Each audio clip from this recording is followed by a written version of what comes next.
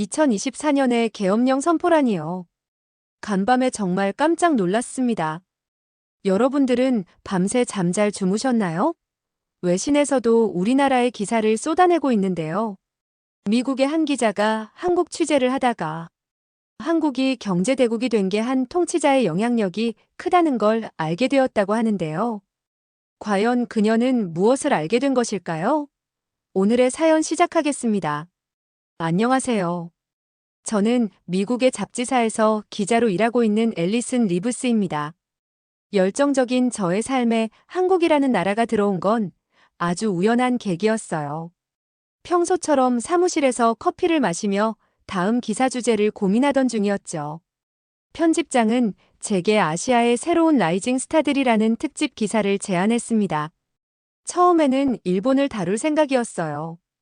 하지만 그날 저녁 집으로 돌아와 책장을 정리하다 발견한 아빠의 낡은 사진첩이 제 시선을 사로잡았죠.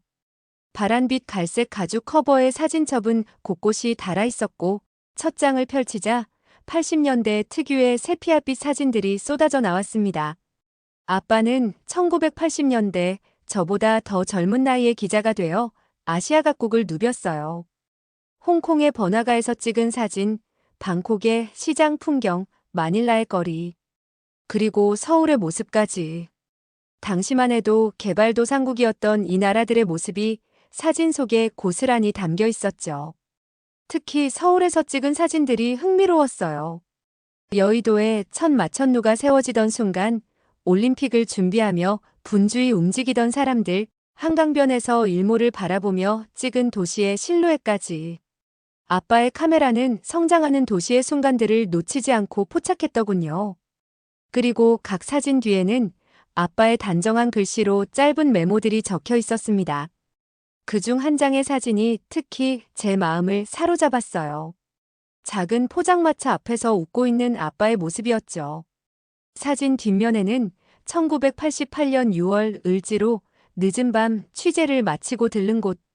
주인 할머니가 기자 양반 밥은 먹었나? 하시며 김치를 듬뿍 더 얹어주셨다라고 적혀 있었습니다. 그 옆에는 이런 따뜻함이 한국을 일으켜 세운 힘일까라는 메모도 보였죠. 사진들을 넘기다 보니 아빠의 책상 서랍에서 자주 보았던 낡은 만년필이 눈에 띄었어요.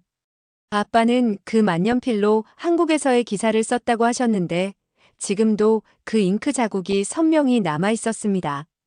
한국에 대한 아빠의 말씀이 제 귓가에 맴돌았어요. 한국은 필리핀과는 다른 길을 걸었다. 짧은 시간에 눈부신 성장을 이뤘지. 아빠는 늘 이 말을 하시며 한국 취재 시절의 추억을 이야기하셨죠. 전쟁의 폐허 속에서도 굴하지 않고 일어서는 한국인들의 모습이 인상적이었다고 하셨습니다. 저는 사진첩을 들고 아빠의 서재로 향했습니다. 아빠는 늘 그랬듯 창가에 앉아 신문을 읽고 계셨어요. 제가 들고 있는 사진첩을 보시더니 눈가에 잔잔한 미소를 띄우셨죠. 앨리슨, 그 사진첩을 어디서 찾았니? 아빠는 사진첩을 받아들고 천천히 페이지를 넘기셨어요. 마지막 장에 다다르자 아빠는 잠시 말을 멈추고 창밖을 바라보셨습니다. 전쟁의 폐허 속에서도 굴하지 않고 일어서는 한국인들의 모습이 정말 인상적이었단다. 아빠의 목소리에는 지난 시간을 회상하는 듯한 깊이가 묻어났어요.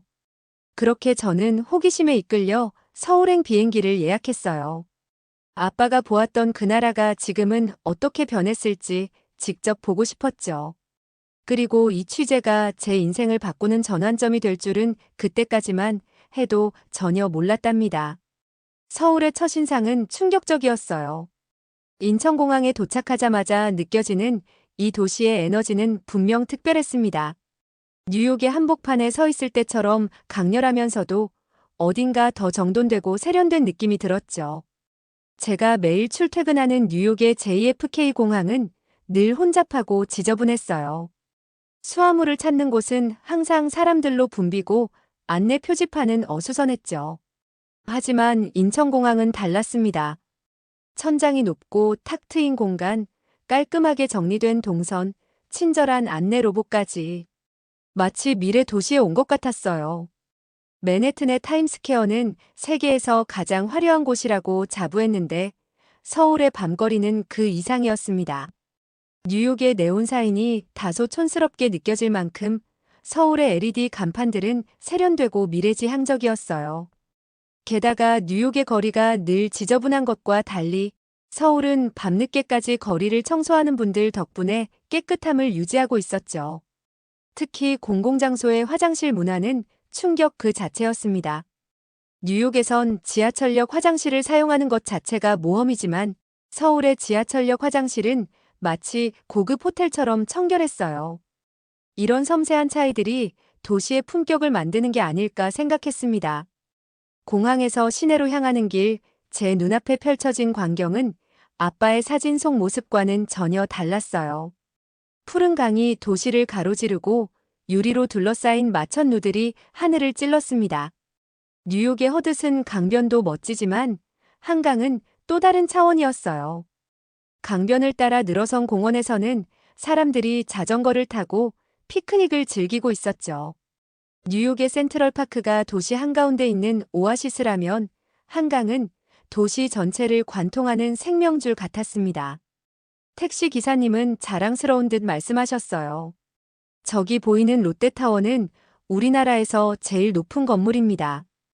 엠파이어 스테이트 빌딩을 보며 자라온 제게도 이 건물은 충분히 인상적이었습니다. 더구나 도쿄의 스카이트리보다 더 세련되고 미래지향적인 디자인이 눈길을 끌었어요. 지하철을 타고 이동하면서 더 놀라웠습니다. 뉴욕의 지하철은 늘 지연되고 쥐가 돌아다니고 악취가 나는 게 일상이에요. 반면 서울의 지하철은 마치 스위스 시계처럼 정확했죠. 도쿄도 정시운행으로 유명하지만 서울의 지하철은 한 단계 더 진화한 느낌이었어요. 스크린도어, 무료 와이파이, 열차 내 대형 스크린까지. 도쿄의 야마노테선이 아날로그 시계라면 서울의 지하철은 최신형 스마트워치 같았습니다. 한 현지인은 제게 이렇게 말했습니다. 예전엔 일본이 아시아에서 가장 앞서 있었죠. 하지만 지금은 달라요. 이제는 그들이 우리를 따라잡으려 애쓰고 있어요. 그의 말에 고개를 끄덕이지 않을 수 없었어요. 실제로 도쿄에서 찍은 제 사진들을 살펴보면 그 차이가 확연했습니다. 도쿄의 거리는 90년대에 멈춘 듯한 복고적인 느낌이었어요. 은행에서는 아직도 도장을 찍고 현금을 주로 사용했죠. 반면 서울은 마치 10년 후의 모습을 보는 것 같았습니다. 카페에서 주문할 때도, 택시를 탈 때도, 심지어 길거리 포장마차에서도 스마트폰 하나로 모든 게 해결됐어요. 특히 무료 와이파이는 놀라웠습니다.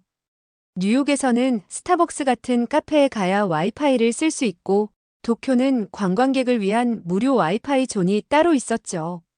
하지만 서울은 달랐어요. 지하철에서도 버스에서도 심지어 공원에서도 끊김없는 인터넷이 가능했습니다. 한 번은 강남역에서 길을 잃었는데 무료 와이파이로 실시간 지도를 보며 쉽게 길을 찾았어요. 도쿄에서는 종이 지도를 들고 다녀야 했고 뉴욕에서는 비싼 데이터 요금을 내야 했던 것과는 큰 차이였죠. 이런 작은 편의성 하나하나가 모여 도시의 경쟁력을 만드는구나 하는 생각이 들었습니다. 그러던 중 우연히 지하철역 안내 데스크 앞에서 한 외국인 관광객이 길을 헤매고 있는 걸 보았어요. 그런데 놀랍게도 안내 로봇이 영어로 길 안내를 해주고 있었죠. 뉴욕에서는 상상도 할 수 없는 광경이었어요. 더구나 그 관광객이 스마트폰으로 QR코드를 스캔하자 자동으로 경로가 전송되는 걸 보고 또 한 번 놀랐습니다. 이런 게 바로 스마트 도시구나 싶었죠. 분주한 아침 출근 시간의 강남역. 제가 예상했던 것과는 다른 풍경이 펼쳐졌어요. 역사 안에 있는 카페는 마치 뉴욕의 웨스트필드 몰처럼 세련되고 활기가 넘쳤죠. 그중 한 카페에서 정장 차림의 직장인 그룹이 눈에 띄었습니다. 한 남자가 태블릿으로 프레젠테이션 자료를 보여주며 열띤 토론을 하고 있었어요. 제 호기심 어린 시선을 알아챈 그는 친근하게 말을 걸어주었습니다. 매일 아침 이곳에서 팀 회의를 한다고 하더군요. 서울의 지하철역은 특별해요. 식사도 하고 쇼핑도 하고 친구들과 만나기도 하죠. 지금처럼 회의를 하기도 하고요. 출퇴근길에 모든 걸 해결할 수 있으니까 얼마나 편한지 몰라요. 그의 말처럼 주변을 둘러보니 회의하는 직장인들, 아침을 먹는 학생들, 쇼핑하는 사람들로 가득했습니다. 마치 지하의 작은 도시를 보는 것 같았어요. 뉴욕의 펜역이 단순히 전철을 타고 내리는 곳이라면 서울의 지하철역은 하나의 생활 공간이었습니다. 지하철역 근처 전통시장을 구경하다가 문득 달콤한 향기에 이끌려 한 과일 가게에 들어섰어요. 60년 넘게 이곳을 지켜온 노부부의 과일 가게였죠. 아가씨, 이거 맛보고 가요. 할머니는 제게 윤기 나는 감을 건네셨습니다. 그때 할아버지가 진열대를 정리하시며 말씀하셨어요. 요즘 애들은 마트에서만 과일을 사지. 우리 가게가 처음 문을 열었을 때만 해도 이 시장이 동네의 중심이었는데. 할머니는 그 말을 이어받아 옛 이야기를 들려주셨습니다.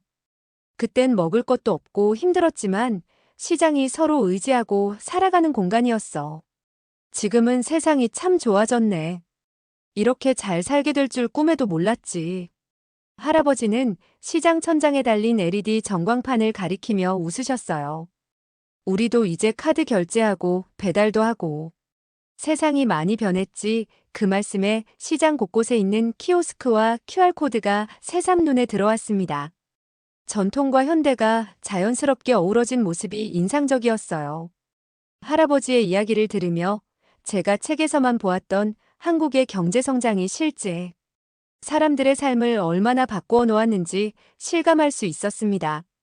그것은 단순한 통계 숫자가 아닌 한 세대의 땀과 희망이 만들어낸 변화였어요.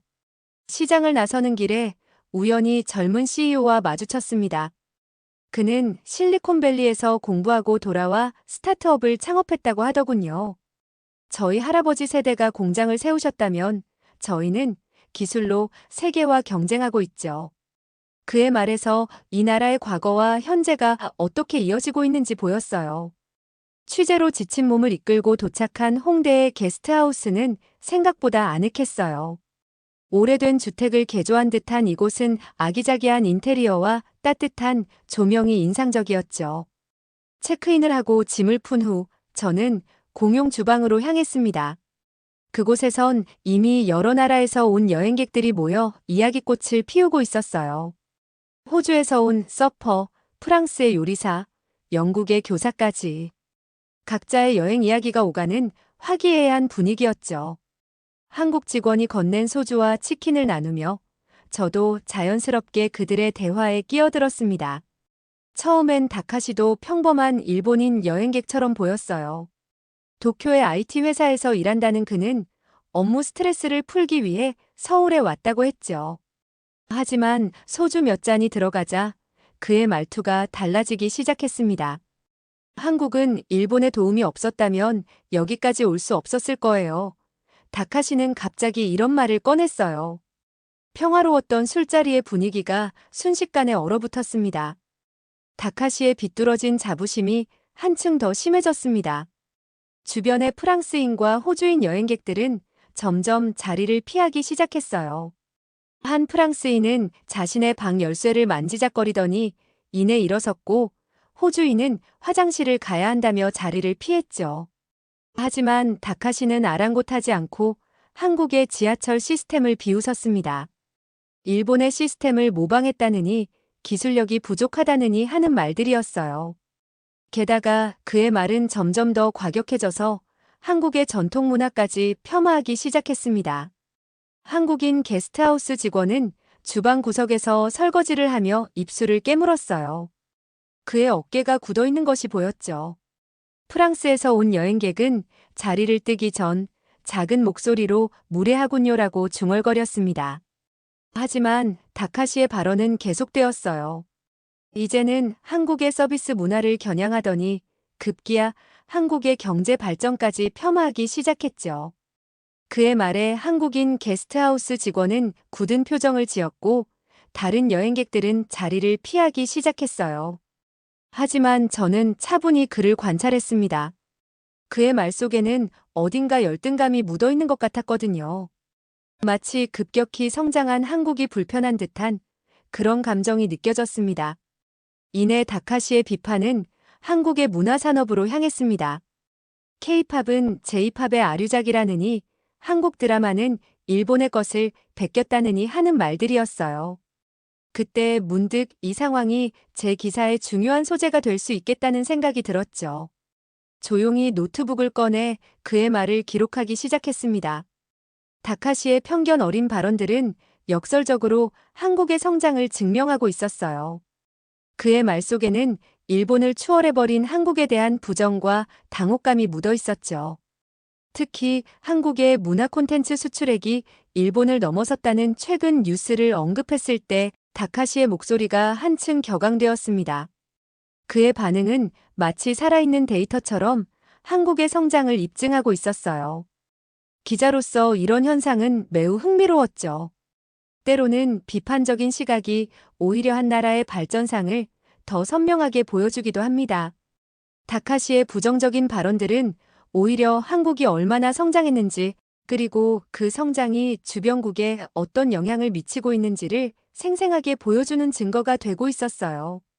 저는 그날 밤 늦게까지 게스트하우스 옥상에서 서울의 야경을 바라보며 생각에 잠겼습니다.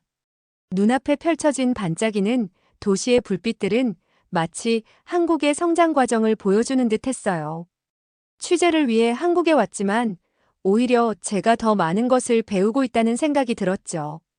이제는 다카시의 편견에 찬 시각을 제대로 반박할 증거들이 필요했습니다. 다음 날 아침 도서관에서 한국과 일본의 경제 지표를 분석하기 시작했습니다. 90년대까지만 해도 압도적이었던 일본의 우위가 2010년대를 기점으로 급격히 좁혀지는 게 보였어요. 특히 반도체 산업의 변화가 극적이었죠.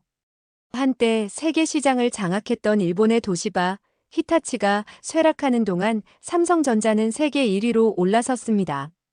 자동차 산업도 마찬가지였어요. 현대차가 전기차 시장에서 빠르게 성장하는 동안 도요타는 여전히 하이브리드에 머물러 있었죠.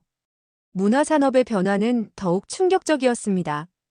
90년대만 해도 일본 애니메이션과 드라마가 아시아를 지배했지만 이제는 K-드라마와 K-팝이 그 자리를 차지했어요. BTS의 빌보드 1위, 블랙핑크의 세계 투어, 오징어 게임의 넷플릭스 흥행까지. 숫자로 보는 한국 문화산업의 성장은 놀라웠죠. 기술 혁신 부분은 더 흥미로웠습니다. 일본이 현금 결제와 팩스에 머물러 있는 동안 한국은 이미 디지털 화폐와 5G 통신을 일상화했어요. 도쿄 올림픽이 코로나로 혼란스러웠던 것과 달리 한국은 IT 기술로 팬데믹을 효과적으로 통제했다는 평가를 받았죠. 이 모든 자료를 정리하면서 일본의 잃어버린 30년이 단순한 경기 침체가 아니었다는 걸 깨달았습니다. 그것은 변화를 거부한 대가였어요. 반면 한국은 끊임없는 혁신으로 새로운 길을 개척했죠. 이제 다카시에게 보여줄 자료가 충분히 모였습니다. 도서관을 나서는 길에 우연히 실리콘밸리에서 일하다 한국으로 돌아왔다는 청년을 만났어요. 그는 일본에서도 일한 경험이 있다며 흥미로운 이야기를 들려주었습니다. 일본 기업은 여전히 도장 문화에 매여 있어요. 결제에만 몇 주가 걸리죠. 반면 한국은 의사결정이 빠르고 혁신을 두려워하지 않아요. 그의 말은 제가 찾은 자료들과 정확히 일치했죠. 개발도상국이던 한국이 어떻게 이렇게 성장했는지 더 깊이 알아보고 싶었습니다. 도서관 자료실에서 박정희 대통령 시대의 기록들을 찾아보기 시작했어요. 흥미로운 사실들이 눈에 띄었죠. 1961년 5월 16일 박정희 소장은 군사 쿠데타를 일으켜 정권을 장악했습니다. 그는 한국 최초로 계엄령을 선포한 대통령이었어요. 부패한 정치를 바로잡겠다는 명분이었지만 사실상 군사 독재의 시작이었죠. 하지만 그가 이룬 경제 성장은 세계가 주목할 만한 것이었습니다. 1961년 1인당 국민소득은 고작 87달러였어요. 대부분의 국민들이 하루 세 끼도 제대로 먹지 못하는 빈곤에 시달렸죠. 그러나 1979년 박정희 대통령이 서거할 때 1인당 국민소득은 1,735달러까지 올랐습니다. 수출 성장은 더욱 극적이었어요. 1962년 한국의 수출액은 5천만 달러에 불과했지만 1979년에는 150억 달러를 넘어섰죠. 가발, 합판 같은 경공업 제품으로 시작해 철강, 조선, 전자제품으로 수출 품목도 고도화되었습니다. 포항제철소 건설, 현대자동차 설립, 경부고속도로 건설까지 한강의 기적이라 불린 이 놀라운 성장은 분명 박정희 시대의 유산이었어요. 한 경제학자의 논문이 특히 인상적이었습니다. 박정희 정부는 철저한 경제계획을 세웠다.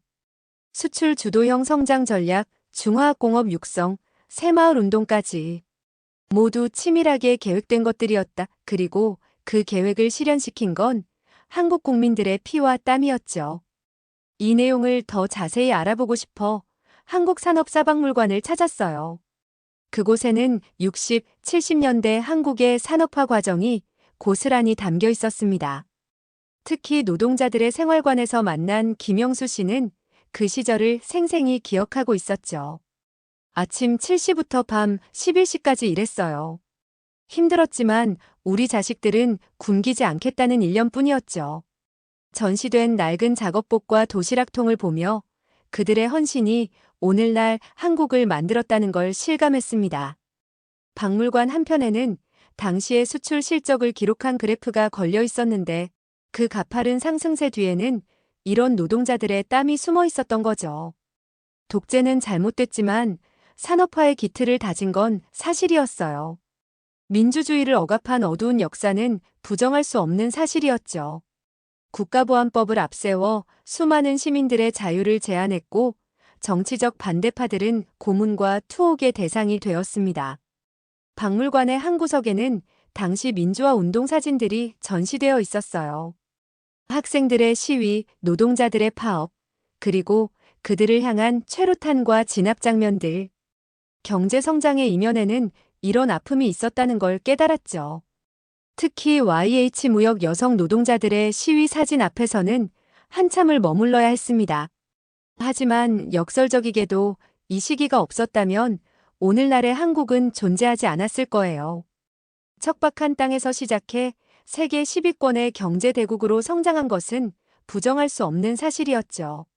한 나라의 역사는 때로는 이렇게 모순된 평가를 동시에 품고 있다는 걸 배웠습니다. 박정희 시대는 마치 양날의 검과 같았어요. 한편으로는 경제성장이라는 눈부신 성과를, 다른 한편으로는 민주주의의 후퇴라는 깊은 상처를 남겼죠. 하지만 이런 아픈 역사마저도 한국을 더 성숙하게 만든 자산이 되었다는 생각이 들었습니다. 오늘날 한국이 민주주의와 경제성장을 동시에 이룬 나라로 평가받는 것도 이런 역사적 경험이 있었기에 가능했던 게 아닐까요? 박물관에서 수집한 자료들을 정리해 게스트하우스로 돌아왔습니다.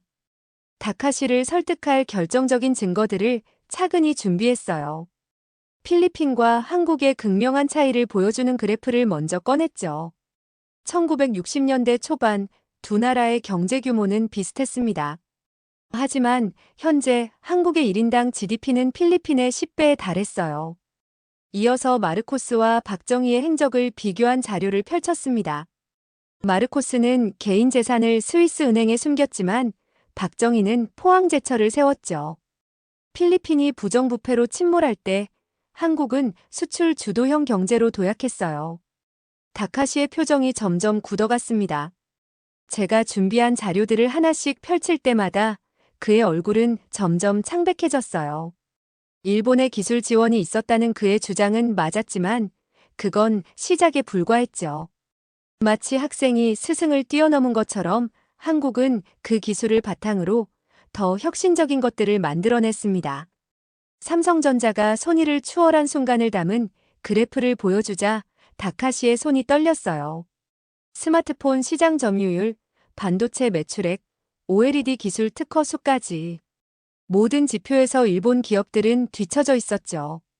현대차가 도요타의 전기차 시장을 잠식해가는 과정을 설명하자 그의 눈빛이 흔들렸습니다. 결정타는 문화산업 통계였어요.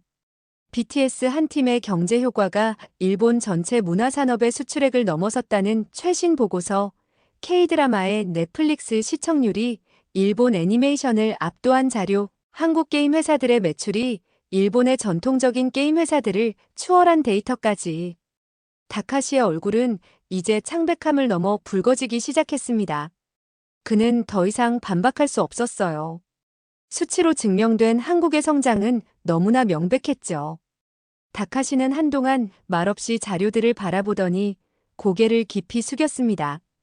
그리고는 조용히 사과의 말을 남긴 채 무거운 발걸음으로 자리를 떴어요. 그의 뒷모습에서 패배한 과거의 영광을 보는 듯 했습니다. 한때 아시아를 지배했던 일본의 자존심이 이제는 후발주자였던 한국 앞에서 무너지는 순간이었죠. 취재를 마무리하고 노트북을 열어 기사를 작성했어요. 새로운 아시아의 중심, 대한민국이라는 제목으로 시작된 글은 순식간에 완성되었죠. 편집장의 반응은 예상 이상이었습니다. 앨리슨, 이건 특종이야. 뉴욕타임즈도 우리 기사를 인용하길 원해 한국의 성장을 다룬 제 기사는 서구 언론의 주목을 받기 시작했어요. 인천공항으로 향하는 길에 마지막으로 들른 카페에서 아빠에게 전화를 걸었습니다. 아빠가 본 그 나라가 이렇게 달라졌어요. 이제는 우리가 배워야 할 게 더 많아졌죠. 아빠는 그저 웃으셨어요. 비행기 안에서 창밖을 바라보며 지난 취재를 돌아봤습니다. 처음에는 단순한 기사거리였던 한국이 이제는 제게 특별한 나라가 되어 있었어요. 노트북을 열어 다음 기사의 제목을 적었죠. 한국은 어떻게 미래를 선점했는가, 후발주자에서 선도자로. 한국에서의 2주간은 제 인생에서 가장 특별한 취재 시간이었습니다. 처음에는 단순히 아시아의 성장 국가를 다루는 기사를 쓸어왔지만 한국은 제 생각을 완전히 바꾸어 놓았어요. 놀라운 기술력, 세련된 도시 인프라, 그리고 끊임없이 변화하고 혁신하는 한국인들의 모습. 이 나라가 보여준 성장은 단순한 경제 발전 이상의 의미를 가지고 있었죠. 귀국을 앞둔 지금 저는 편집장에게 한 가지 제안을 하려고 합니다.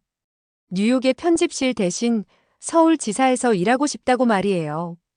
한국의 다음 혁신이 어떤 모습일지, 이 역동적인 나라가 또 어떤 미래를 만들어낼지 직접 지켜보고 싶습니다. 아마도 아빠는 웃으시겠죠. 한국을 취재하러 갔다가 그만 한국의 매력에 빠져버린 딸을 보며. 하지만 저는 압니다. 한국이야말로 지금 전 세계가 주목해야 할 나라라는 것을요. 지난해 네팔 현지 언론 기사에서 한국의 최저임금이 9,620원으로 정해졌다는 뉴스가 나오고 있습니다. 자기 나라도 아니고 한국의 최저임금이 올랐다는 소식에 네팔 사람들이 환호를 하고 있는데요. 네팔에서는 한국에 오기 위해 정말 많은 사람들이 한국어 공부에 매달리고 있습니다. 이 장면은 실제 한국어 인터뷰 장면입니다. 사장님, 걱정하지 마세요. 저를 꼭 뽑아주세요. 네팔에서는 사채까지 써서 한국어를 배우려는 움직임이 있다고 합니다. 과연 네팔에서는 무슨 일이 일어나고 있는 걸까요? 오늘의 사연 시작합니다. 안녕하세요. 저는 지금 네팔에서 꽤 영향력 있는 선생님으로 일하고 있는 마야라고 합니다. 저희 마을의 하늘은 언제나 맑았지만 한국에서 돈을 번 사람들의 집만큼은 더욱 빛이 났어요. 낡은 양철 지붕이 늘어선 마을 거리를 걸을 때면 그 사이로 솟아난 새하얀 벽돌집들이 마치 등대처럼 보였습니다. 등교길에 지나치는 새 건물들 앞에서 발걸음을 멈출 때마다 저기도 한국 다녀오신 분이 지으셨대라는 말이 귓가에 맴돌았죠. 특히 친구 사미르의 집은 제 기억 속에 선명하게 남아있어요. 비가 오면 천장에서 물이 새던 그의 집은 이제 마을에서 가장 멋진 모습으로 바뀌었습니다. 녹슨 양철 지붕 대신 반듯한 기와가 놓였고 흙으로 된 벽은 견고한 벽돌로 바뀌었죠. 지나갈 때마다 코를 찌르던 곰팡이 냄새 대신 이제는 사미르 어머니가 굽는 빵향이 골목 가득 퍼졌어요. 마을 사람들은 사미르네 집은 한국에 다녀온 뒤로 마치 다른 세상의 건물 같다고요. 옆집 라즈 오빠의 도서관은 마을의 자랑이 되었습니다. 한국에서 보내온 돈으로 지어진 2층짜리 건물은 마을 광장 한가운데서 늘 따뜻한 불빛을 밝혔어요. 전에는 아이들이 책 한 권을 읽으려고 이 시간을 걸어 다른 마을 학교까지 가야 했지만 이제는 수업이 끝나면 도서관으로 달려가 책을 읽을 수 있게 되었죠. 그 도서관을 볼 때마다 가슴 한켠이 먹먹해졌습니다. 매일 밤 부족한 할머니의 약값을 메우려 달력 한쪽에 계산을 해보지만 숫자는 늘 부족했어요. 동생들의 도시락을 싸면서도 반찬을 조금씩 줄여야 했죠. 형편없는 반찬통을 보며 미안한 마음에 동생들의 얼굴을 차마 보지 못할 때도 있었습니다. 아침이면 부엌 창문으로 보이는 도서관 풍경이 마음을 적셨어요. 도서관에 들어가는 아이들의 웃음소리가 바람을 타고 들려올 때면 저도 모르게 한숨이 나왔죠. 한국이란 나라는 마치 저 도서관처럼 멀게만 느껴졌습니다. 이른 아침 학교 수업이 시작되기 전에 한국어 학원을 찾아갔습니다. 마을에서 유일한 한국어 학원은 낡은 시장 건물 2층에 자리 잡고 있었어요. 삐걱거리는 나무 계단을 올라가면서도 제 심장은 마치 북소리처럼 쿵쾅거렸죠. 학원 입구에는 노란 전단지가 빼곡히 붙어 있었습니다. 한국행의 첫걸음, 당신의 꿈을 이루세요라는 문구들 사이로 수강료 안내문이 눈에 들어왔어요. 숫자를 보는 순간 제 다리가 휘청거렸죠. 한 달 수강료 25,000루피 초등학교 교사인 제가 받는 월급 45,000루피의 절반이 넘는 금액이었습니다. 복도 창문 너머로 보이는 시장의 새벽 풍경이 눈에 들어왔어요. 약값을 깎아달라고 애원하는 할머니들, 아이들. 학용품을 사느라 발을 동동 구르는 엄마들의 모습이 제 현실을 떠올리게 했죠. 수강료 안내문 앞에서 발걸음을 돌리는 제 그림자가 복도 바닥에 길게 드리워졌습니다. 결국 마을에서 가장 피하고 싶었던 사람을 찾아갈 수밖에 없었습니다. 바로 비크람이었죠. 비크람의 사무실은 마을의 중심가에 있었어요. 낡은 건물들 사이에서 유독 반짝이는 유리창과 반들반들한 대리석 계단이 그의 존재감을 과시하듯 서 있었죠. 마을 사람들은 그의 사무실 앞을 지날 때면 고개를 숙이고 발걸음을 재촉했습니다. 그도 그럴 것이 비크람의 돈을 빌린 사람들 대부분이 결국 집이나 땅을 넘기고 마을을 떠나야 했으니까요. 그는 한국행을 꿈꾸는 사람들의 절박함을 이용해 터무니없는 이자를 물렸어요. 사무실 안으로 들어서자 차가운 에어컨 바람이 얼굴을 때렸습니다. 시계 태엽처럼 돌아가는 선풍기와 낡은 책상밖에 없는 다른 가게들과 달리 그의 사무실은 마치 도시의 은행처럼 호화로웠죠. 벽에 걸린 금태 액자들은 그가 얼마나 많은 사람들의 꿈을 돈으로 바꾸었는지 증명하는 듯 했어요. 제가 학원비를 빌리러 왔다고 하자 그는 코웃음을 쳤습니다. 값비싼 가죽 의자에 등을 기댄 채 마치 굶주린 하이에나가 먹잇감을 바라보듯 저를 응시했어요. 비크람은 검은색 가죽 서류 가방에서 누런 서류들을 꺼내놓았습니다.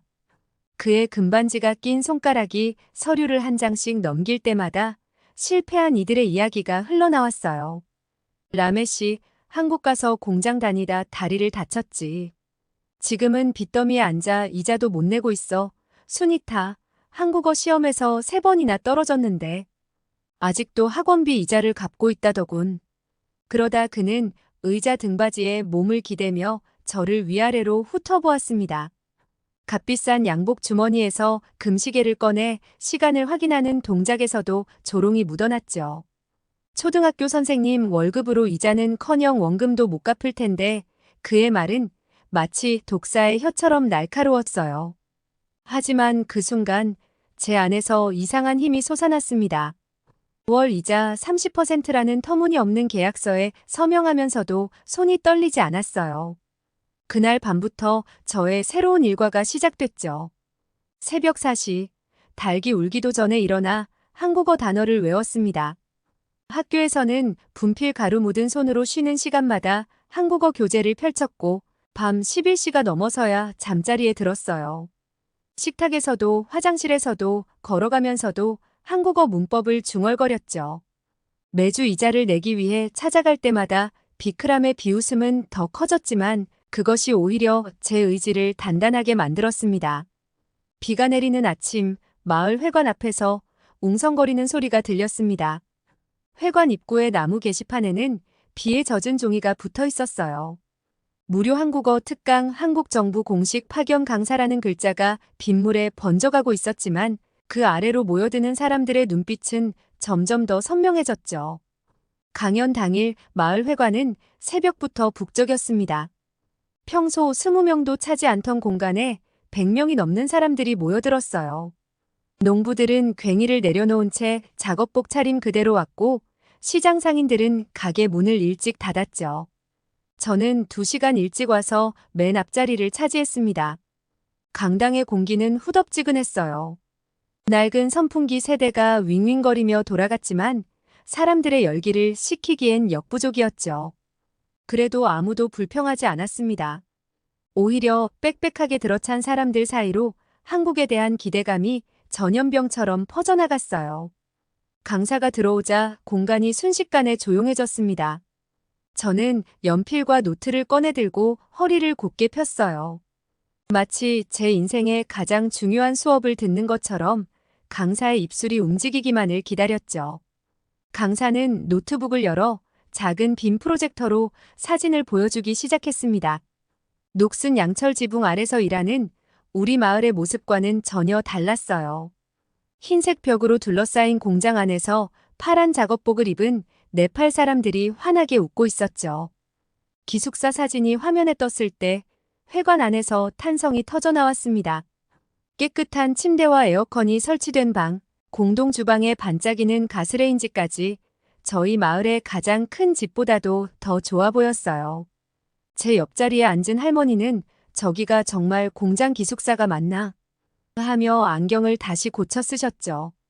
그러다 강사가 월급 명세서를 보여줬습니다. 최저임금이라는 금액이 네팔 돈으로 환산되자 강당 안이 술렁였어요. 저는 그 숫자를 보며 빠르게 계산해 보았죠. 할머니의 한 달 약값, 동생들의 학비, 도시락 반찬값까지 이제껏 손에 쥐었던 연필이 떨어질 만큼 놀라웠습니다. 평소 깨끗한 약을 드시지 못해 밤마다 기침하시는 할머니의 모습, 낡은 교복을 입고도 웃음 짓는 동생들의 얼굴이 스크린 속 숫자와 겹쳐 보였어요. 제 두 눈에서는 뜨거운 것이 흘러내렸지만 다행히 어두운 강당 아니라 아무도 알아채지 못했죠. 강연이 끝나고 사람들이 하나 둘 빠져나가는 동안 저는 자리를 떠나지 못했습니다. 가방 속에서 꼬깃꼬깃 접힌 한국어 공부 노트를 꺼내들고 망설이다가 결국 용기를 내어 강단 앞으로 걸어갔어요. 강사는 프로젝터를 정리하고 있었죠. 제 한국어 실력을 보여드리기 위해 준비했던 말들이 떨리는 목소리로 흘러나왔습니다. 고개를 숙인 채 더듬더듬 한국어로 자기소개를 하는데 강사의 표정이 점점 밝아졌어요. 제가 꾸준히 써온 공부 노트를 보더니 낡은 종이 위에 빼곡히 적힌 단어와 문법을 하나하나 짚어주었죠. 특히 제가 교사라는 이야기를 듣고는 눈을 반짝였습니다. 선생님은 이미 아이들을 가르친 경험이 있으니 한국어도 더 체계적으로 배우실 수 있을 거예요. 이 말을 들었을 때 제 심장이 마치 새처럼 날갯짓했어요. 강사는 제 노트 마지막 장에 시험 준비 요령과 참고할 만한 교재 이름을 적어주었습니다. 그리고는 열심히 하시는 게 보여요. 분명 좋은 결과가 있을 거예요 라는 말을 덧붙였죠. 그 순간 강당의 낡은 형광등 불빛이 평소보다 더 밝아 보였어요. 노을이 저무는 시간, 비크람의 사무실 앞을 지나게 되었습니다. 평소라면 고개를 푹 숙이고 빠르게 지나쳤을 그곳에서 이번엔 발걸음이 자연스럽게 멈췄어요. 반짝이는 유리창 너머로 비크람이 보였죠. 그는 여전히 누군가의 서류를 들여다보며 고개를 절레절레 젓고 있었습니다. 형광등 불빛 아래 번쩍이는 그의 금반지와 호화로운 사무실이 예전처럼 위압적으로 느껴지지 않았어요. 오히려 그의 사무실이 마치 새장처럼 보였죠. 돈으로 사람들의 꿈을 가두는 좁은 새장 말입니다. 비크람은 창밖을 흘깃 보더니 저와 눈이 마주쳤어요. 평소처럼 비웃음 가득한 표정이었지만 이상하게도 더 이상 가슴이 조여오지 않았습니다. 오히려 제 발걸음은 더욱 당당해졌죠. 주머니 속 한국어 노트가 마치 방패처럼 느껴졌으니까요. 매일 우체부를 기다리던 어느 날 드디어 그 편지가 도착했습니다. 학교 수업을 마치고 돌아오는 길에 우체통에서 발견한 하얀 봉투는 마치 등대처럼 빛났어요. 그동안 수없이 그려보았던 패스라는 글자가 제 손 안에서 반짝였죠. 비크람에게 빌린 돈으로 산 한국어 교재가 닳도록 공부한 날들이 주마등처럼 스쳐 지나갔습니다. 새벽녘 촛불 아래서 단어를 외우다 잠든 날들, 분필 가루 묻은 손으로 한국어 문법을 써내려간 순간들, 그리고 시험장에서 떨리는 손으로 답안지를 채워나가던 그 시간까지 통지서를 들고 집으로 뛰어가는 동안 눈물이 멈추지 않았어요. 마을 어귀에 오래된 보리수나무부터 매일 지나치던 우물가의 할머니들까지 모든 것이 축하해주는 것만 같았죠. 현관문을 열자 할머니와 동생들이 보였습니다. 그들의 눈가에도 같은 눈물이 고여 있었어요. 그날 밤 우리 가족은 오랜만에 둘러앉아 갓 지은 밥을 먹었습니다. 쌀이 부족해 물을 많이 부어 지은 밥이었지만 그 어느 때보다도 달콤했죠. 합격의 기쁨도 잠시, 비크람은 더욱 집요하게 저희 가족을 괴롭혔습니다. 매주 금요일 저녁이면 어김없이 그의 검은 승용차가 집 앞에 멈춰 섰어요. 동네 아이들이 놀다가도 그의 차만 보면 겁에 질려 도망가곤 했죠. 비크람은 특히 저희 가족이 저녁을 먹는 시간을 골랐습니다. 식탁에 둘러앉은 가족들 앞에서 고의적으로 대출 서류를 펼쳐 보이며 연체 이자를 다그쳤어요. 할머니는 그때마다 떨리는 손으로 밥그릇을 내려놓으셨고 동생들은 겁에 질린 눈으로 숟가락질을 멈췄죠.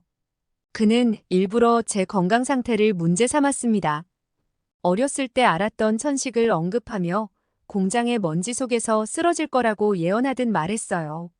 심지어 한국에서 실패한 사람들의 사진을 들고 와서 보여주기까지 했죠. 그의 값비싼 구두가 우리 집의 낡은 마룻바닥을 밟고 다닐 때마다 그 소리가 마치 제 꿈을 짓밟는 것처럼 들렸습니다. 특히 가족들 앞에서 저를 모욕하는 그의 말들은 날카로운 칼이 되어 가슴을 파고들었어요. 할머니는 그날 밤마다 기침이 더 심해지셨고 동생들은 숙제를 하다가도 자주 멍해졌습니다. 하지만 비크람은 우리의 불안과 고통을 즐기기라도 하듯 매주 금요일이면 더 새로운 모욕거리를 찾아왔죠. 새벽 4시 희미한 등불 아래서 도시락을 쌀 때면 제 그림자가 벽에서 떨렸습니다. 쌀통 바닥을 긁어 겨우 한 줌 건진 쌀로는 3개의 도시락을 채우기가 버거웠어요. 반찬이라고는 소금에 절인 무 몇 조각뿐이었죠. 동생들의 도시락을 닫을 때마다 제 손이 마치 겨울 나뭇가지처럼 떨렸습니다. 출고까지 한 달. 비크람의 이자는 이제 제 월급보다 더 커져 있었어요. 밤이면 그의 차가운 목소리가 악몽처럼 귓가를 맴돌았고 숨이 막힐 듯한 압박감에 잠들지 못하는 날이 늘어갔습니다. 동생들의 교복을 다리다 보면 다리미 자국처럼 눈물 자국이 선명하게 남았죠. 서랍 깊숙이 숨겨둔 합격 통지서는 이제 구겨지고 얼룩져 있었습니다. 절망적인 순간마다 꺼내보던 손길 때문이었어요. 시간이 갈수록 비크람의 그림자는 더 짙어졌고 제 어깨는 더욱 무거워졌죠.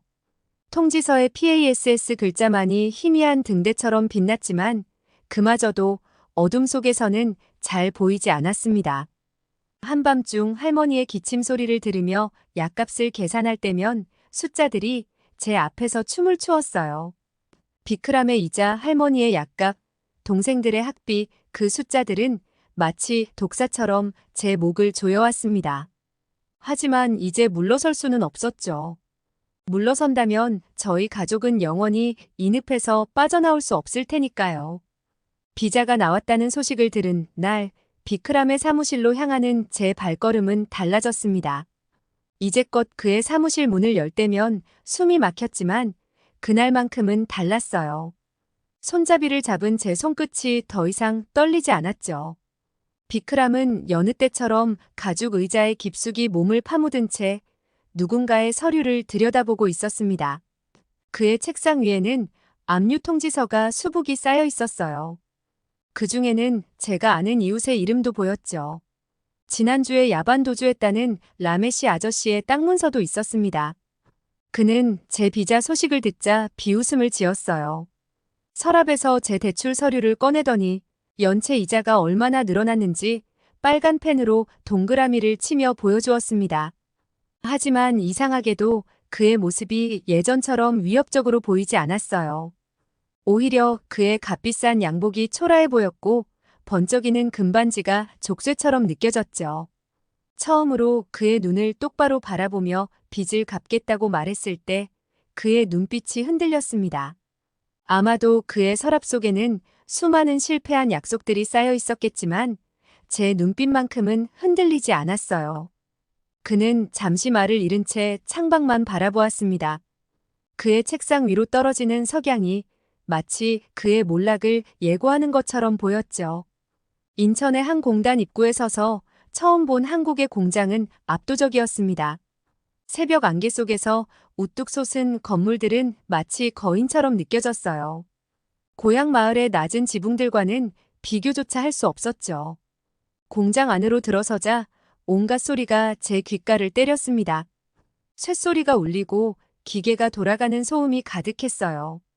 철판이 부딪히는 소리, 용접 불꽃이 튀는 소리, 프레스기가 내려치는 소리가 교차했죠. 처음엔 그 소리에 놀라 움츠러들었습니다. 귀를 막고 싶을 만큼 크고 날카로운 소리였어요. 하지만 시간이 지날수록 그 소리들이 달리 들리기 시작했습니다. 철판이 구부러지는 소리는 마치 비크람의 협박을 구부러뜨리는 것 같았고 기계가 돌아가는 소리는 할머니의 약값을 세는 소리처럼 들렸어요.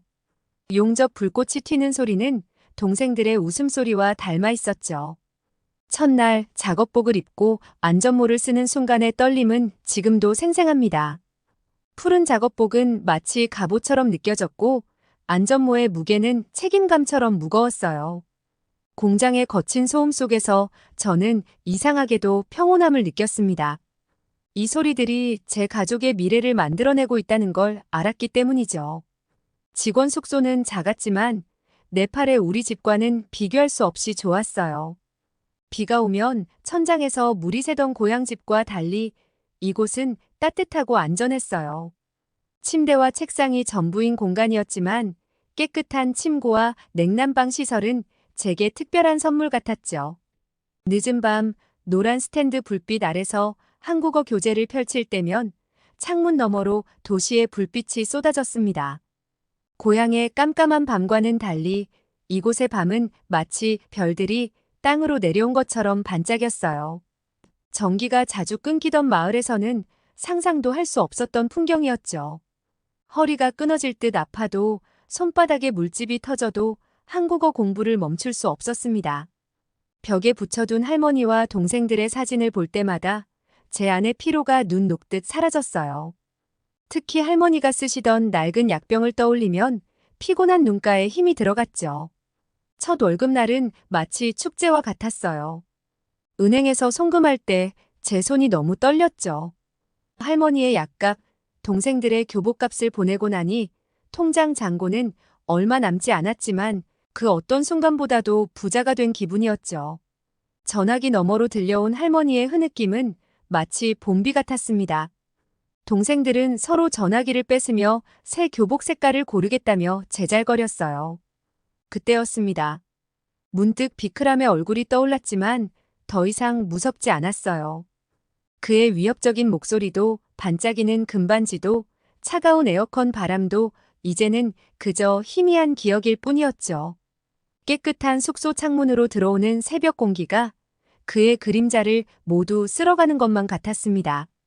5년이 지난 어느 봄날 저는 마침내 고향 마을로 돌아왔습니다. 한국에서의 시간은 길었지만 그만큼 견고한 결실을 맺었어요. 할머니의 병원비를 모두 해결했고 동생들의 대학 등록금도 마련했죠. 이제는 비크람을 마주할 때가 왔다고 생각했습니다. 비크람의 사무실은 5년 전과 똑같았습니다. 여전히 반짝이는 유리창과 차가운 에어컨 바람이 사람들을 맞이했어요. 그가 앉아있는 가죽 의자도 책상 위에 놓인 금색 명패도 그대로였죠. 하지만 달라진 것이 있다면 제 마음이었습니다. 사무실에 들어서자 비크람은 놀란 눈으로 저를 바라보았습니다. 한국의 공장에서 단련된 제 걸음걸이는 더 이상 수줍은 시골 선생님의 것이 아니었어요.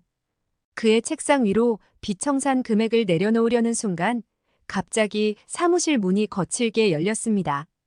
검은 제복을 입은 경찰들이 한꺼번에 들이닥쳤어요. 비크람의 얼굴에서 순식간에 피가 빠져나갔고 그의 손에 들린 계산기가 바닥으로 떨어졌죠. 나중에 알게 된 사실이지만 제가 한국에 있는 동안 비크람의 횡포는 더욱 심해졌다고 합니다. 이자를 갚지 못한 사람들의 땅 문서를 강제로 빼앗고 심지어 폭력까지 썼다고 해요. 결국 그의 피해자들이 모여 경찰에 신고했고 경찰은 오랫동안 그를 지켜보고 있었던 겁니다. 비크람은 서류를 감추려 했지만 이미 늦었어요. 그의 서랍 속에서는 불법으로 빼앗은 땅 문서들이 쏟아져 나왔고 컴퓨터에는 터무니없는 이자율 계산이 가득했죠. 창백한 얼굴로 발버둥 치는 그의 모습이 그동안 우리를 올감했던 거미줄이 찢어지는 것처럼 보였습니다. 비크람은 다급한 손놀림으로 서류들을 서랍 속에 쓸어 넣으려 했습니다. 그의 이마에는 땀이 흘렀고 늘 단정하던 양복은 구겨졌어요. 경찰은 이미 그의 불법 대금 장부와 공갈 협박 증거들을 확보한 뒤였죠. 심지어 도망간 줄 알았던 라메시 아저씨의 땅 문서까지 찾아냈다고 합니다. 사무실 밖은 순식간에 사람들로 가득 찼어요. 평소엔 그의 사무실 앞을 지날 때마다 고개를 숙이던 마을 사람들이었지만 이제는 달라졌습니다. 할머니들은 지팡이를 짚은 채 그를 노려보았고 젊은이들은 주먹을 움켜쥐었죠. 그들 모두가 비크람의 피해자였다는 게 믿기지 않았어요. 차가운 에어컨 바람이 불어오는 가운데 경찰이 비크람의 손목에 수갑을 채웠습니다. 그의 손가락에 끼워진 금반지가 수갑 소리에 맞춰 덜그럭거렸어요. 늘 반짝이던 그 반지가 이상하게도 가짜처럼 보였죠. 경찰은 저에게도 다가와 피해 상황을 물었습니다. 그제야 알게 됐어요. 빌린 돈의 이자율이 법정 최고 이자율의 5배나 된다는 것을, 그리고 이런 불법적인 이자로 고통받은 사람들이 마을 전체에 퍼져 있다는 사실을요. 유난히 해가 더웠던 아침, 전기가 들어오지 않는 마을 회관의 나무 의자에 앉아 있었습니다. 10여 명의 마을 청년들이 앞에서 눈을 반짝이며 제 이야기를 기다리고 있었어요. 정전으로 선풍기도 돌아가지 않았지만 그들의 열기만으로도 공간이 가득 찼습니다. 회관 창문 너머로 비크람의 굳게 닫힌 사무실이 보였어요. 며칠 전까지만 해도 그곳에 반짝이는 유리창 앞에서는 누구도 고개를 들지 못했는데 이제는 그냥 낡은 건물일 뿐이었죠. 설명을 시작하자 회관 문이 조금씩 열렸어요. 처음에는 몇몇 호기심 많은 주부들이 고개를 내밀더니 이내 논에서 일하다 말고 달려온 농부들도 뒤에 서서 귀를 기울였습니다. 한국 공장에서 찍은 사진 한 장을 꺼내들자 순식간에 앉을 자리가 부족해졌죠. 특히 제 눈에 띈 건 구석에 앉아있던 20살 청년이었어요. 그는 비크람에게 농토를 빼앗긴 집 아들이었는데 푸르스름한 멍이 남은 팔로 연필을 꽉 쥐고 있었습니다. 한국어 공부를 어떻게 시작해야 하냐고 물을 때 그의 목소리에서 처음으로 두려움 대신 희망이 느껴졌죠. 저는 학교 한편에 작은 한국어 교실을 열었어요. 비크람에게 빌린 돈으로 시작했던 한국어 공부가 이제는 다른 이들의 희망이 되어 돌아온 것이죠. 퇴근 후 피곤할 법도 한데 한국어를 배우려는 학생들의 열정은 놀라웠습니다. 한국에서 배워온 기술도 나누었어요. 용접이나 프레스 기술을 알려달라는 청년들도 늘어갔죠. 어느 날은 제 수업을 듣던 학생이 한국 고용허가제 시험에 합격했다는 소식을 들었습니다. 그 소식이 마을에 퍼지자 더 많은 사람들이 용기를 냈어요. 이제는 비크람 같은 고리대 금업자에게 의지하지 않고도 정직한 방법으로 꿈을 이루려는 사람들이 늘어갔죠. 한때 비크람의 사무실이 있던 자리는 지금 마을 도서관으로 바뀌었습니다. 차가운 에어컨 바람 대신 따뜻한 희망이 가득한 곳이 되었어요. 도서관 한켠에는 작은 한국어 교실이 있고 벽에는 한국에서 일하는 마을 청년들의 사진이 걸려 있죠. 그들의 땀방울이 모여 마을은 조금씩 달라지고 있습니다. 이제 저는 마을에서 가장 신뢰받는 선생님이 되었습니다. 아침마다 한국어 교실로 향하는 발걸음이 설렙니다.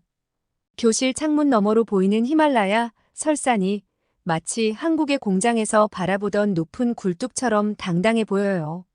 지난달에는 한국에서 특별한 손님이 왔습니다. 5년 전 제게 희망을 주었던 그 강사님이었어요. 강사님은 제 교실을 둘러보시더니 환하게 웃으셨죠. 학생들의 책상마다 놓인 한국어 교재, 벽에 붙은 한글 시험지들, 그리고 한국 회사에 취업한 졸업생들의 사진을 보시면서 연신 고개를 끄덕이셨습니다. 요즘은 한국에서 온 편지들로 분주해요. 제 수업을 듣고 한국으로 간 제자들이 보내온 소식입니다. 누군가는 용접 자격증을 땄다고 자랑하고 또 누군가는 한국어 능력 시험 고급을 통과했다며 기뻐해요. 그들의 편지에는 항상 마지막에 이런 말이 적혀 있죠.